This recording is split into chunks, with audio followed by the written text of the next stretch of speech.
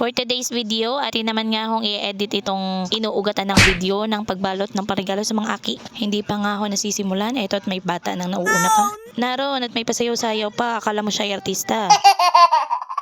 So ayun, ito na nga po ang aming nakayanang bilhin sa abot ng aming makakaya at sa taos puso naming kakayahan. Ah? What? Ano daw? Ang gulo mo, B. Parang kulang. Kung hindi niyo po naintindihan, ay bayaran niyo na. At ako hindi ko rin naintindihan ng mga pinagsasabi ko ngayon. Eto nga ho, sinimulan na namin buksan isa-isa ang aming mga pampamigay na regalo. Katulong ko nga ho pala dito yung aking anak na pinakapogi. Nakikita niyo po yung nakakulay blue na yan. Yan ang anak kong pinakapogi.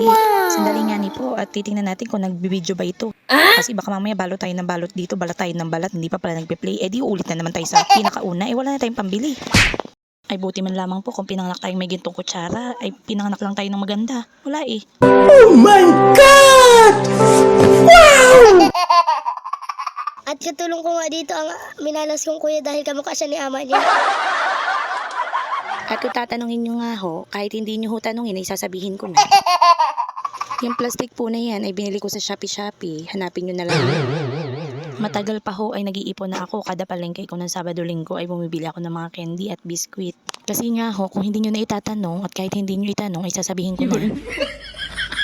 Noon kung nakaraang taon ay bumili ako ng mga pampamigay ko isang araw bago ang Christmas party. Ay naku, pagpunta ko sa mga pamilihan, naku po, wala nang laman, ubos na.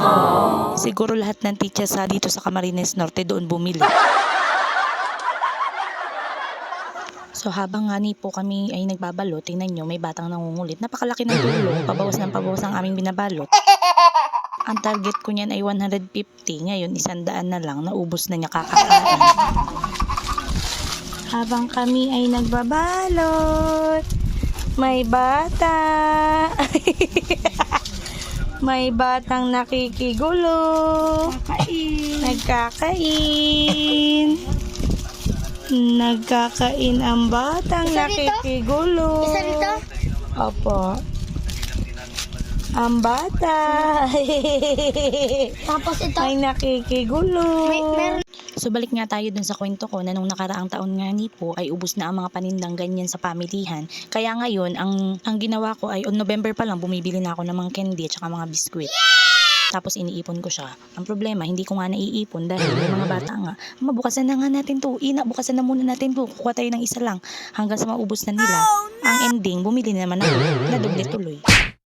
Nadoble ang gastos, imbis na makatipid. So, eto na nga ang aming finished product. Yan, nakapagbalat tayo ng 100 packs para sa ating mga pa-prizes at pa-premyo. Ano daw? Ang pinagkaiba nun? 100 packs. Yehey! So, kung nakaabot ka sa video natin ito, shoutout mo naman kung anong experience mo sa pagbabalot mo ng mga regalo. Thank you! Salamat sa panonood!